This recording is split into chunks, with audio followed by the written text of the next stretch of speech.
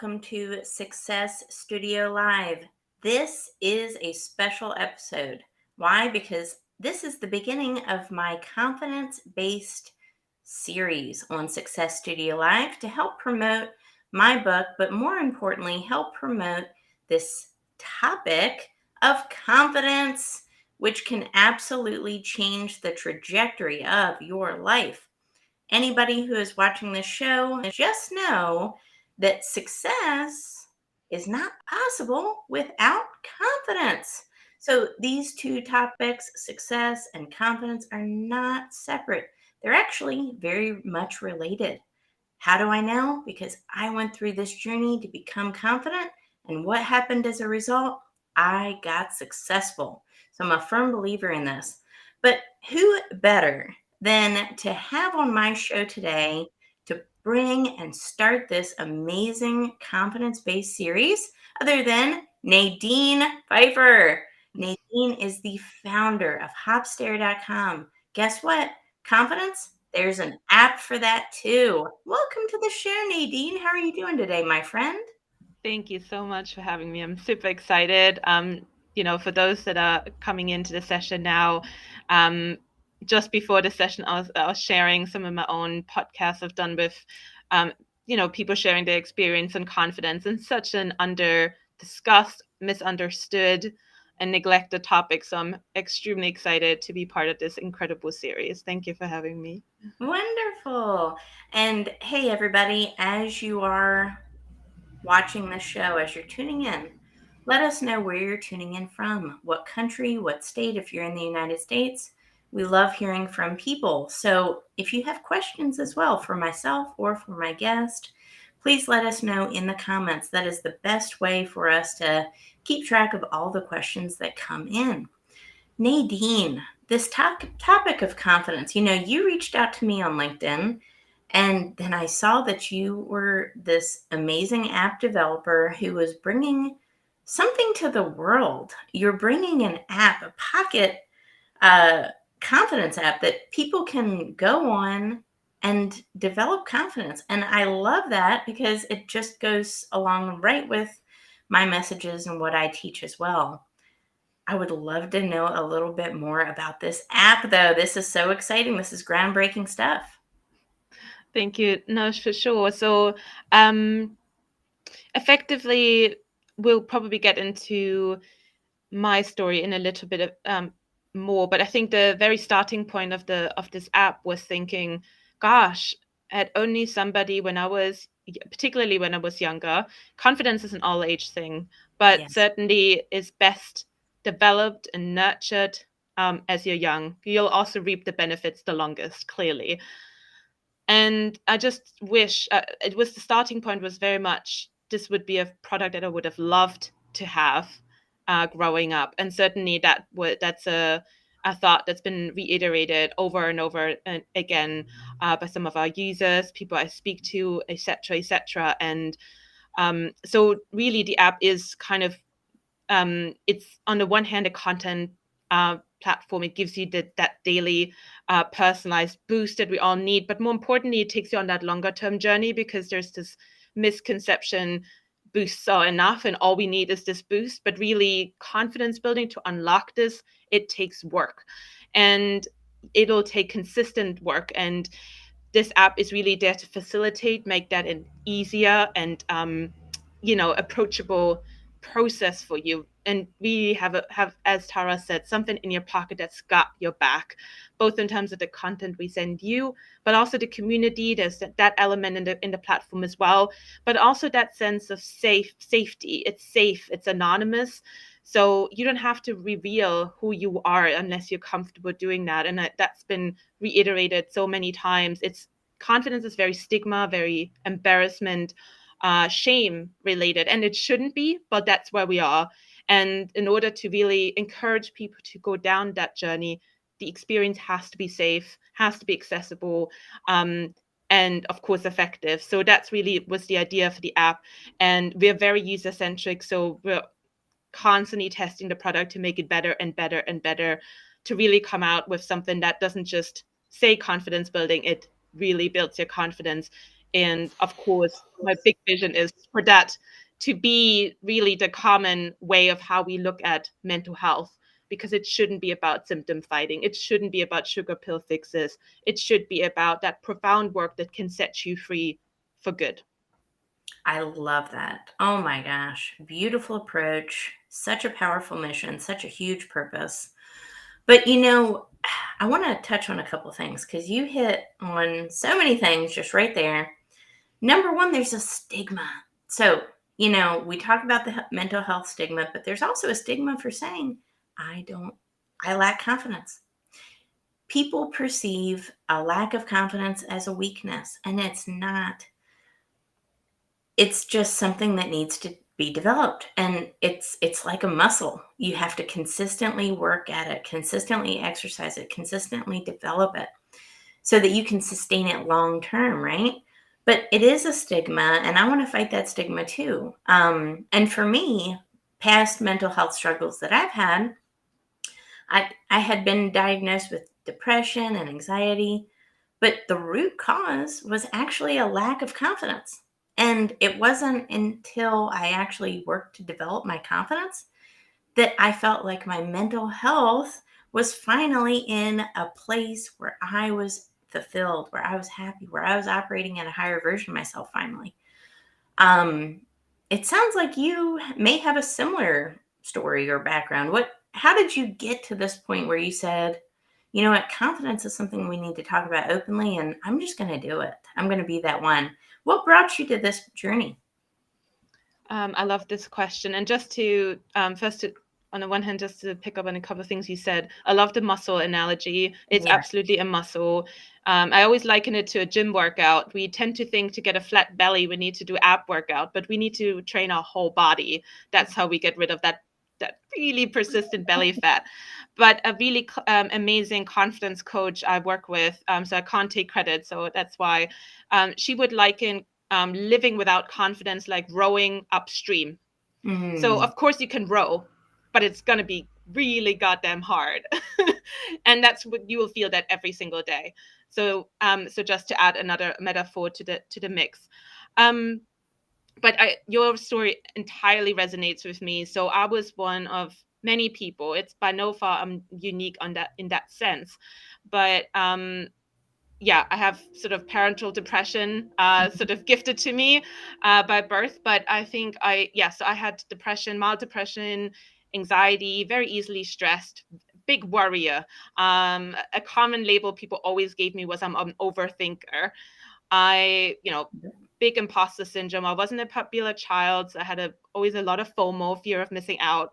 I wasn't invited to the parties, and I was like, oh, what's wrong with me? Neither was Wasn't pop- I. wasn't popular with the boys. Didn't have like model type beauty standard proportions. Had a lot of cellulite on my legs, so felt very self-conscious. I was wedded to the scale, and I stepped on it many times a day, and was obsessing about it going up. So, like, I could go on. This is the short version. And so I was symptom fighting. Whether it's how do I keep my weight in check, how do I look better, like how can I dress so that from a body image perspective I feel more attractive. Just all the other things to do with not feeling like I'm capable enough, and just and these symptoms of anxiety, fear that were crippling, and trying to fight them all, trying to obsess and like really tackle them individually. I went to therapy. For me personally, it doesn't help, and I think that's a common feedback, particularly about this kind of therapy that is free. There's some gems in that bracket, but the really good therapy more likely costs you a lot of money, and that's not an accessible form of support. Long story short, no one came to me ever to say, Nadine, maybe you should look into confidence as a key fundamental link missing here. And here's how you build it. That not in school, not in university, not in work. If we spoke about confidence, I think very commonly you talk about, hey, be confident to be on stage and hold a presentation. Spoilers, that's not what we're talking about here. So long story short, curious as a person, I had the fortunate position, it wasn't a fortunate position to have a colleague in my late 20s from work who offered me free coaching sessions. And even then, confidence didn't come up explicitly, but that's exactly what she helped me build. She challenged me, and every single time I was like, oh, I'm just this. Oh, all these great things that make me me. When I was downplaying them, she was like, people would love these qualities. She really challenged me and gave me that important sense check. And I wasn't done after those 6 sessions. Confidence continues to build, but I would say within a year, I had done the majority of the work required and went into a bit maintenance mode, shall I say. And the life, all the things that the list I've given you, it disappeared. And it was an incredible light bulb personally. And since then, I mean, I've spoken to obviously hundreds of individuals just like me with a confidence story. I've spoken to hundreds of coaches who coach a lot of people, and they would say that the vast majority of issues people come with is down to low confidence.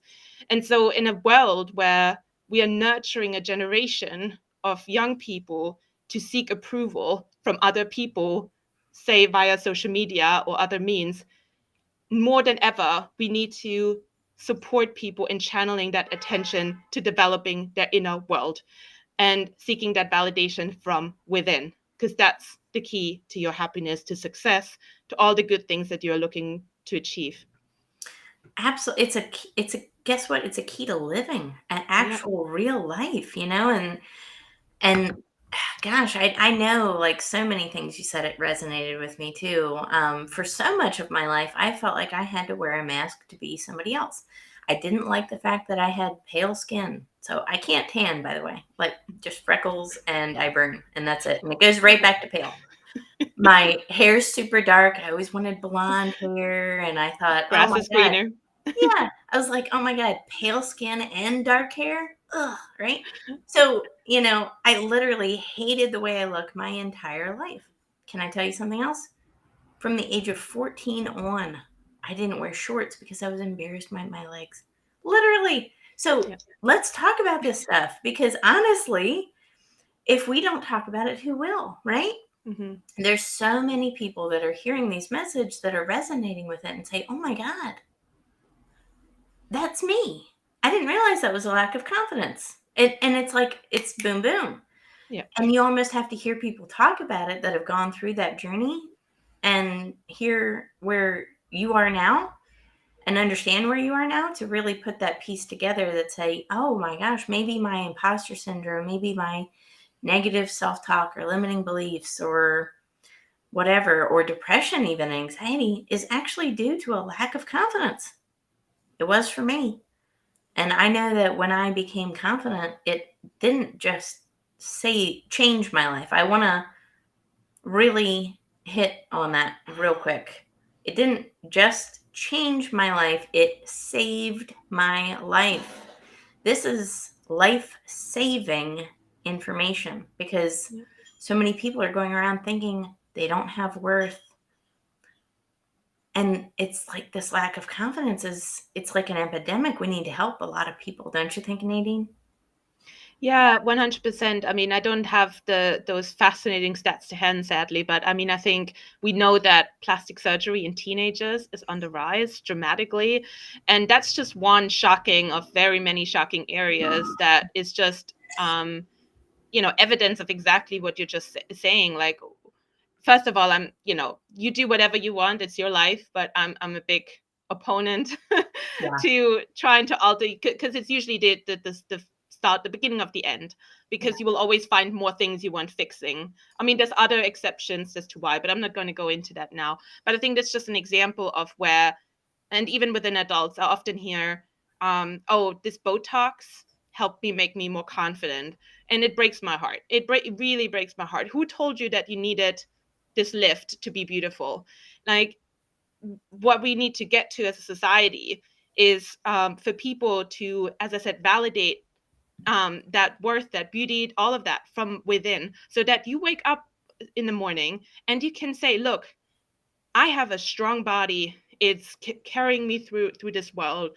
I'm resilient. I can do these things. Like, all these like self-affirmative actions, because you don't require anybody to tell you whether you're beautiful. It's not for them to, they can have an opinion, but it has nothing to do with your worth, nothing to do with your value. And you will just don't find, these are just not the right people for you to be around with. If they are so down on you, please eject them from your life. They're not worthy of your time.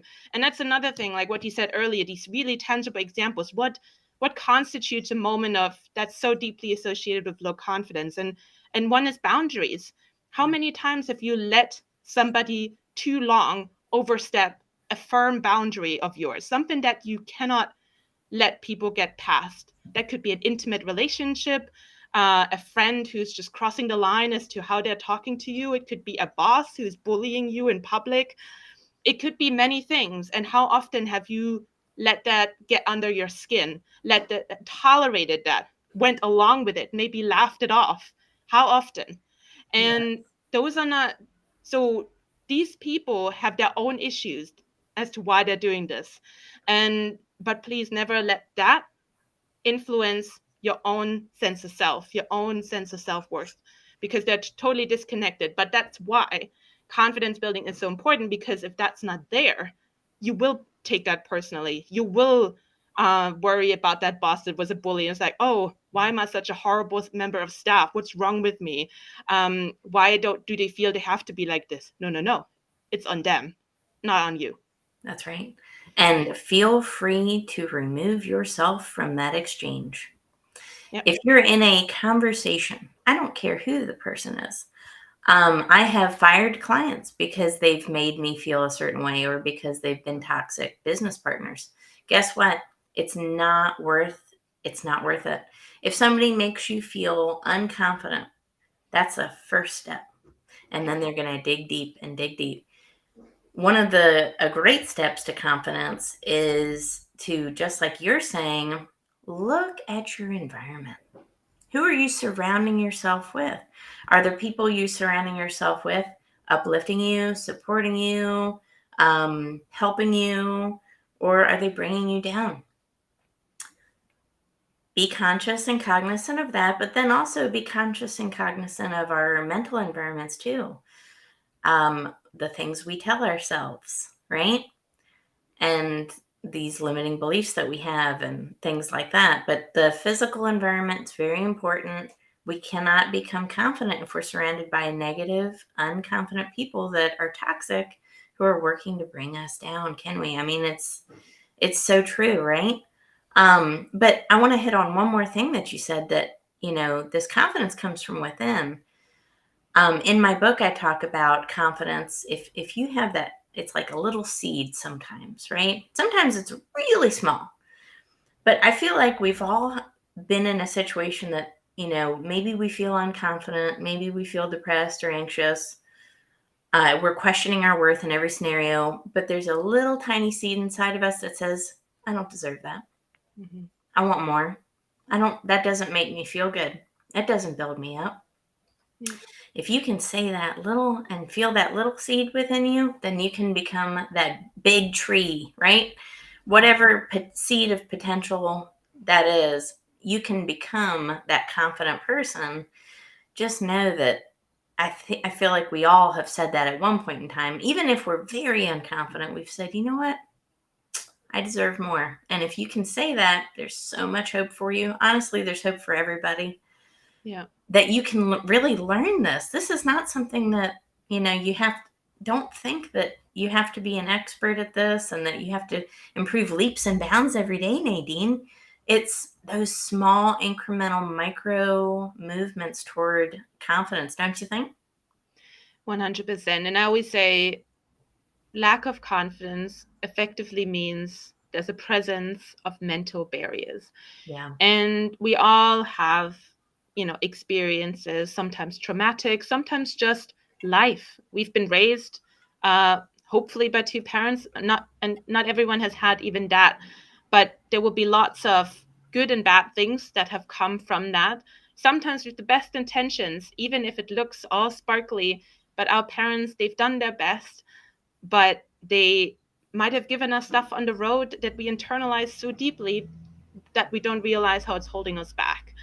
I love how that's that kind of stat in terms of the brain of how actually 90% of how we are as people is automated, because it's freaking energy intensive to keep us going. So our brain uses disproportionate amounts. I think it's up to 30% of our total energy usage, even though it's only 2% of our body mass of energy to keep us going. So hence a lot of it is automated, because if we had to consciously think about how we step one foot in front of the next, we would go insane. And that's good from an energy efficiency perspective, but it's really hard to then detect which are these habits that are so ingrained, the thought patterns that are so ingrained, the self-limiting beliefs that are so ingrained. They are comfortable, that we've not known anything else. Like this is how we've made that part of our identity.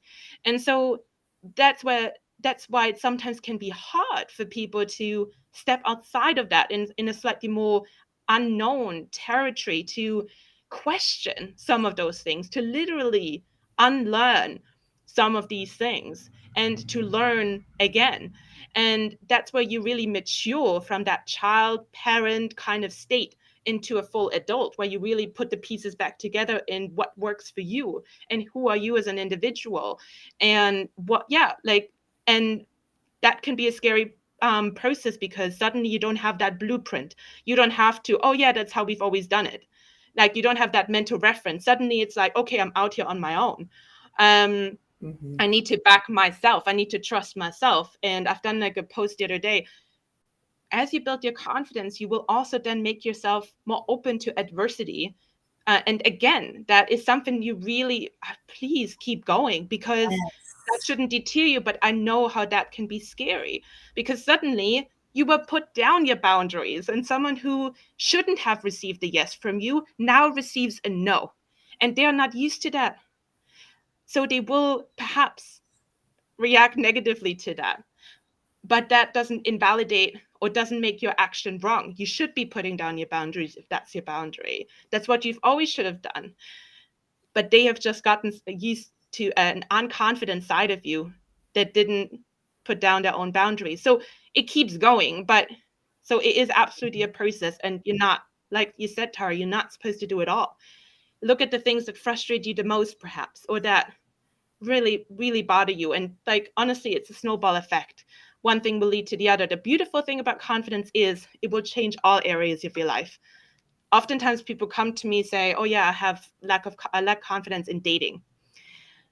But oftentimes what I would say in response is that might feel the most prominent. But I can guarantee you, as you build your confidence, stuff you thought you were super confident about in your career, in your friendships, and something else will also improve, because confident is about you as a person, and you will carry that in any arena that you go into. Absolutely. Oh my gosh, so true, so wise. I love that. And I want to hit on something that you said at the beginning, which was that you kind of felt like your lack of confidence was almost inherited. Like, and that's part of those belief systems, those patterns, that programming that we get when we're children, right? So I do want to emphasize that and hit on that, because in my book, I kind of liken confidence to a cycle, breaking a cycle of unconfidence.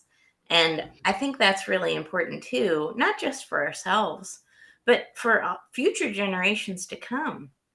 And I have a daughter, right? She's 7. I started to realize, what if she starts to model my behavior Yeah. like I did with my mom? Because that's who I learned it from. It was a learned behavior. And guess what, Nadine?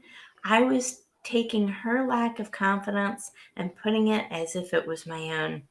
And it followed me through my adult life. And I didn't put those pieces together, that it was actually a cycle, and that I didn't own this lack of confidence.